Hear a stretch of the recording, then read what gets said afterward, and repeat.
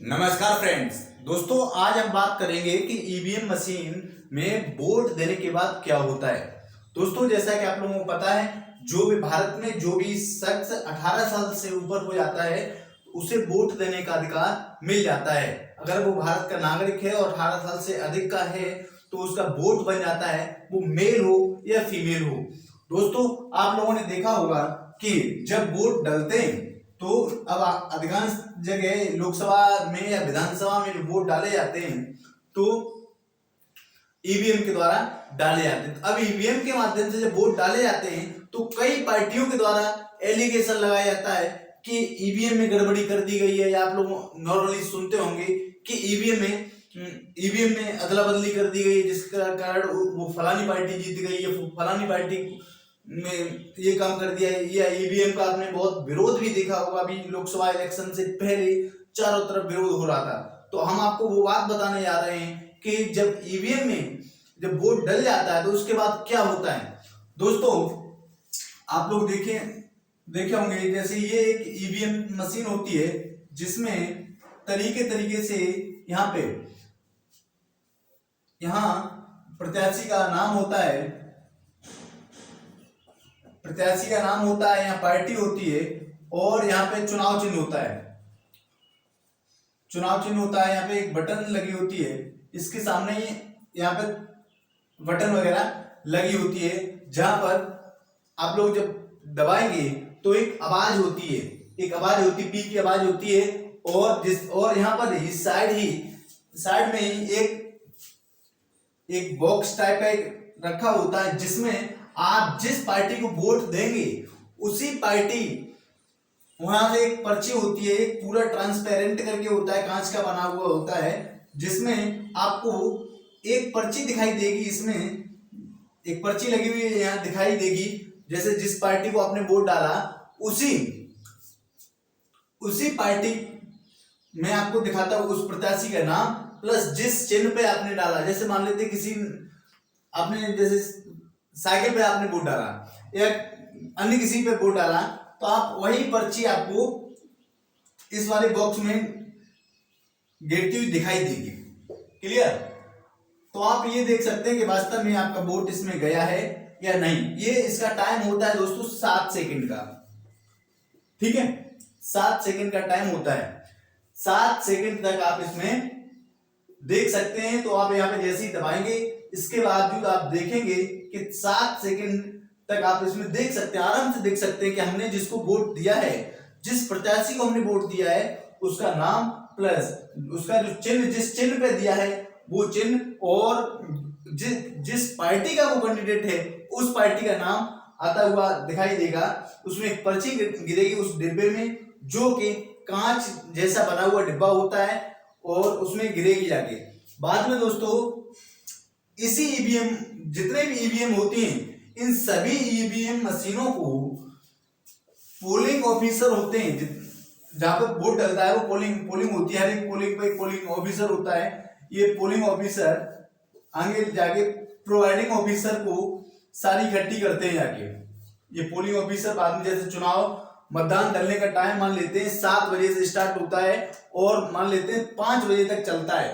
तो 5 बजे तक अगर सारे लोग, ये पोलिंग ऑफिसर ये सारे ले जाके प्रोवाइडिंग ऑफिसर के पास जाएंगे, सारे मशीन ये ईवीएम ले जाके प्रोवाइडिंग ऑफिसर को पास इकट्ठी करेंगे। ये सारे जाके रिटर्निंग ऑफिसर के पास इकट्ठी करेंगे, कलेक्ट करेंगे। अब रिटर्निंग जो ऑफिसर होते हैं, अलग अलग क्षेत्र के रिटर्निंग ऑफिसर लाके एक किसी बड़े से, कोई स्कूल हो सकता है, कोई अन्य सरकारी बिल्डिंग हो सकती है, जहां पर डीएम अनुमति देंगे, उस जगह ये सारी ईवीएम मशीन ले जाई जाती हैं। और इस रूम को ही स्ट्रांग रूम बोलते हैं।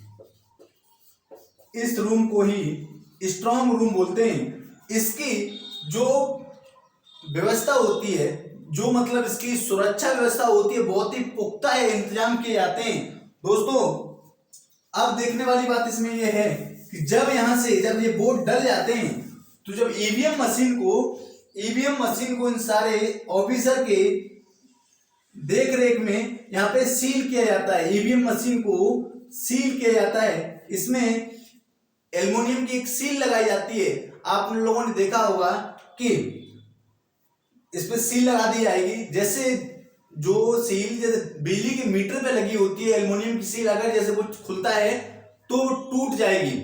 इसी तरीके से ईवीएम पर भी एक सील लगाई जाती है, अगर जैसे खुल रही है बीच में तो टूट जाएगी, जिससे कि पता चल सकता है कि इसके साथ कोई ना कोई छेड़खानी हुई है।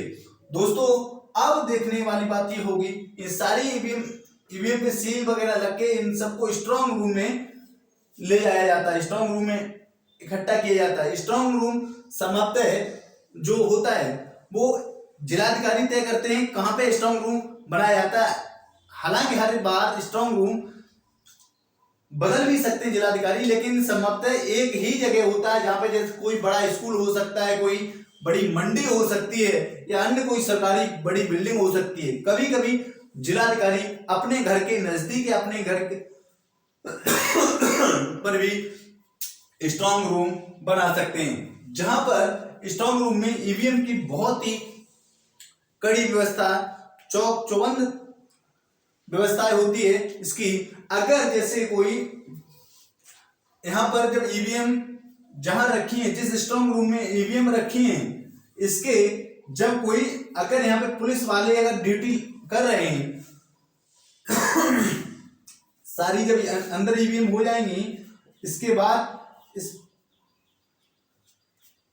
यहाँ पर सीसीटीवी कैमरा से इसकी पूरी निगरानी की जाती है। और अगर कोई पुलिस का सिपाही भी, अगर कोई अधिकारी भी अगर बाहर जाता है या अंदर जाता है तो उसका विधिवत रजिस्टर में नाम लिखा जाएगा कि कितने बजे गए तुम, कितने देर और कितने बजे फिर एंट्री कर रहे हो। तो इसका मतलब ये है कि इस पर कड़ी निगरानी रखी जाती है। और दोस्तों कोई टाइम निश्चित होता है जो इलेक्शन कमीशन होता है वो बताता है कि किस दिन वोटिंग होने के बावजूद ये किस दिन खुलेगा, वोट खुलेंगे। ये हालांकि जब वोट पड़ने से पहले ही डिक्लेयर कर दिया जाता है। जैसे आप लोगों ने देखा जो अभी लोकसभा इलेक्शन चल रहा है 2024 का, इसमें 4 जून को वोटिंग जो वोट हुए हैं उनकी वोटों की गिनती होगी।